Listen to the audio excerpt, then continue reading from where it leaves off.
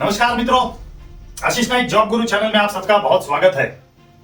अगर आप बहुत सारे जॉब ढूंढ के परेशान हो और आपको ये समझ नहीं आ रहा है कि क्या प्रॉब्लम है जिसकी वजह से आपको जॉब नहीं मिल रहा है, तो ये चैनल आपके लिए है। आप यहाँ पर बिंदास सवाल पूछ सकते हो, कमेंट कर सकते हो और नीचे लिखिए, आपके प्रॉब्लम्स के बारे में लिखिए, मुझे पता पड़ने दीजिए। मैं आपके उस प्रॉब्लम को पढ़ के उन सभी प्रॉब्लम्स के जवाब जरूर दूंगा।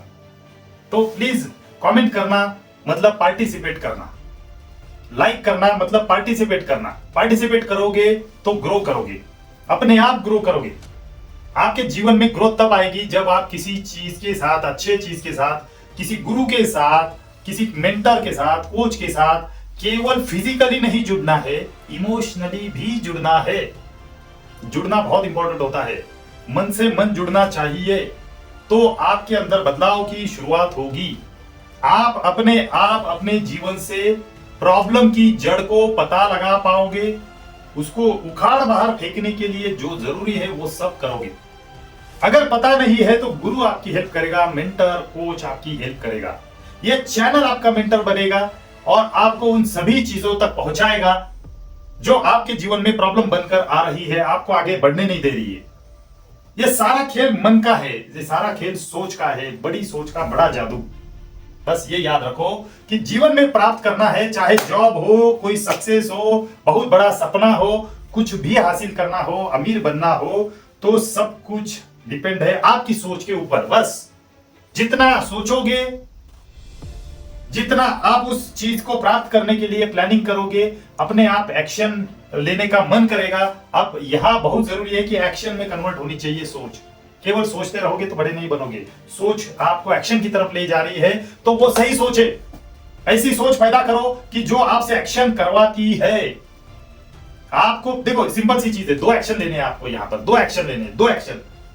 पहला, सारे वीडियो देखो, और दूसरा, उन वीडियो के अंदर जो बताया गया है उनकी रिहर्सल करो, नोट्स बनाओ, सवाल पूछो, पार्टिसिपेट करो, एंगेज करो। इन वीडियो को वीडियो मत बनने दो यार, इसको कॉन्वर्सेशन की तौर पे बातचीत करो। सर मेरा ये प्रॉब्लम है, मैं क्या करूं, पूछो।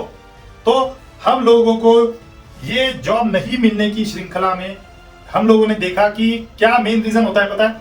बहुत सारे लोगों को यही नहीं पता है कि मैं तैयारी कैसे करूं, किन टॉपिक्स के ऊपर फोकस करूं, मुझे जॉब क्यों नहीं मिल रहा है, ये समझ ही नहीं आ रहा। मेरा इंटरव्यू तो बहुत अच्छा गया था, मेरा एम्प्लॉयर भी बड़ा इंप्रेस था, लेकिन वो समझ नहीं आ रहा है कि क्या है। बहुत अलग तरीके से सोचता है एम्प्लॉयर। आपके जैसा, आम आदमी के जैसा, कैंडिडेट के जैसा, एक्सपीरियंस मैनेजर के कैंडिडेट जैसा सोच नहीं होता है एम्प्लॉयर का।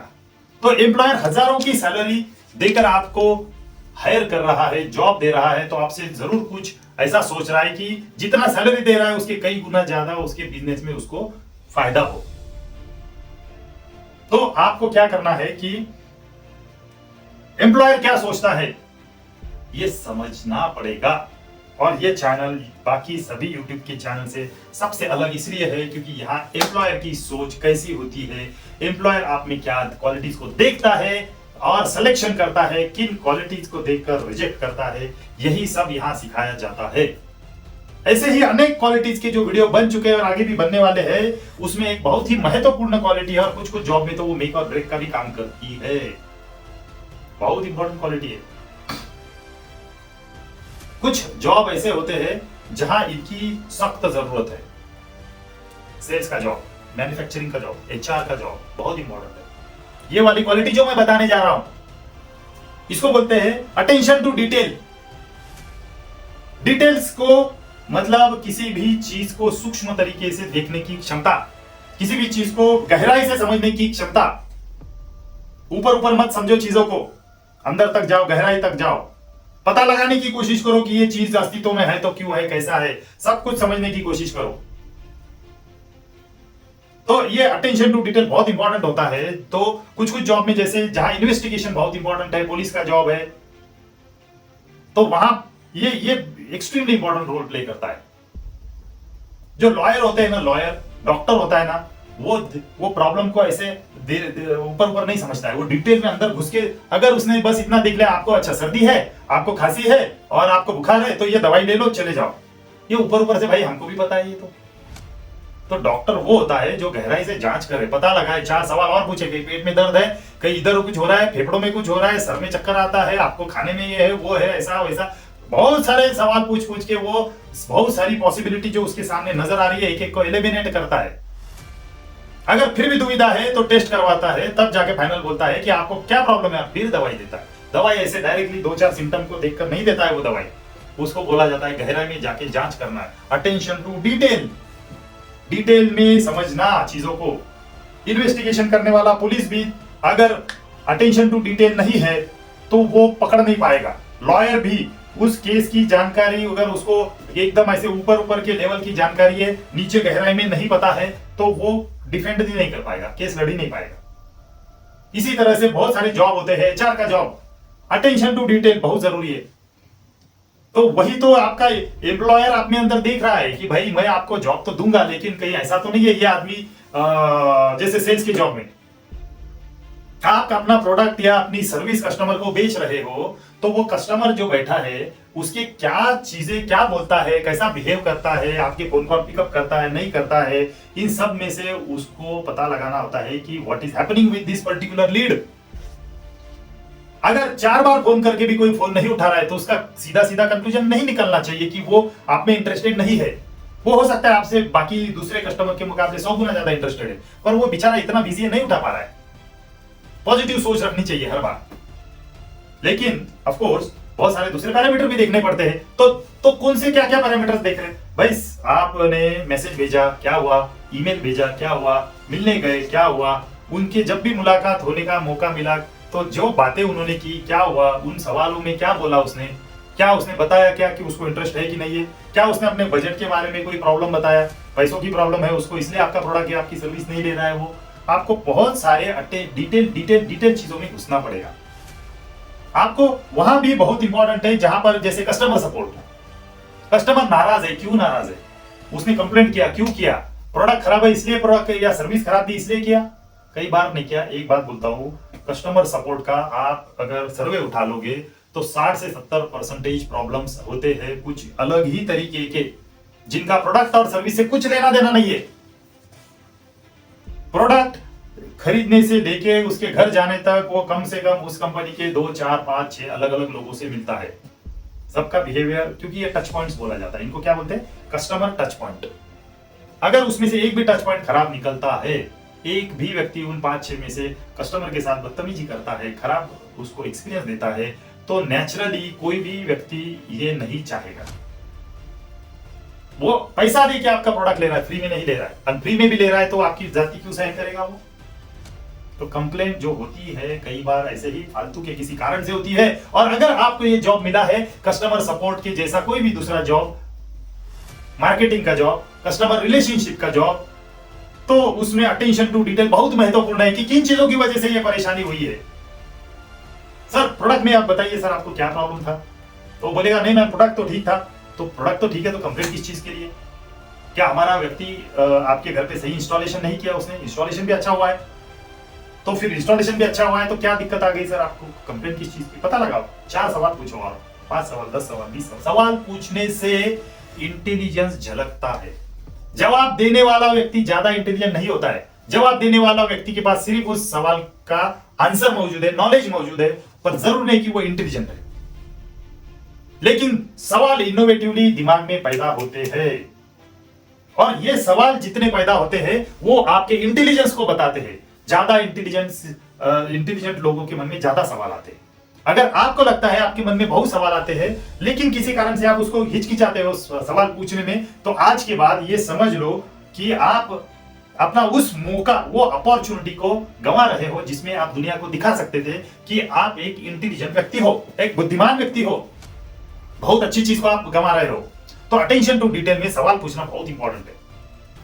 छोटी छोटी चीजों को समझना कि जैसे अभी अगर मैं इमेजिन करो आप एक ऐसी जगह पे गए हो और एक ऐसा ऑफिस है जहां पर चीजें बहुत बुरी तरह से खराब, मतलब साफ सफाई नहीं दिख रही है आपको, चीजें ठीक से नहीं रखी है, कहीं कोई चेयर किधर पड़ा है, कोई कुछ है, कोई कागज इधर पड़ा हुआ है, रास्ते में जाते हो अचानक नीचे कुछ लगता है। तो ये सारा अगर आपको प्रॉब्लम नजर आ रहा है तो क्या मतलब बनता है कि वहां पर इन सब चीजों को देखने के बाद वहां पर रखरखाव अच्छा नहीं है, वहां पर कोई मैनेजर नहीं है, या फिर ऑफिस बॉय नहीं है, या ऑफिस का एडमिनिस्ट्रेशन देखने वाला कोई है नहीं है, या एम्प्लॉयर ही नहीं है, एम्प्लॉयर छुट्टी पे गया है, उस ऑफिस को संभालने वाला ऑफिस इंचार्ज नहीं है, एम्प्लॉय के हाथ में छोड़ रखा है सब कुछ। बहुत सारे निष्कर्ष उसमें से निकाले जा सकते हैं। तो ये चीज होती है। और आपको उसी तरह से एम्प्लॉयर भी क्या करता है, एम्प्लॉयर आपके अंदर ये क्वालिटी को देखने की कोशिश करता है कि अटेंशन टू डिटेल पर आपका किस तरह का रिस्पॉन्स आता है। ठीक है ना। तो जैसे फॉर एग्जांपल अगर मैंने आपका रिज्यूम देख लिया, तो कई बार रिज्यूम देखकर अगर रिज्यूम जेन्युइनली आपने मेहनत करके बनाया है तो मैं आपकी पर्सनालिटी कैसी है वो बता सकता हूं। और अगर इंटरव्यू में के सवाल जवाब में अगर आपकी पर्सनालिटी कुछ और नजर आ रही है और रिज्यूम कुछ और रिफ्लेक्ट कर रहा है, तो इन दोनों में अगर डिफरेंस नजर आता है मुझे, तो मैं मान लूंगा कि ये रिज्यूम आपने शायद नहीं बनाया, किसी और से प्रोफेशनल एक्सपर्ट से बनवा लिया है, या किसी टेम्पलेट को कॉपी पेस्ट किया है।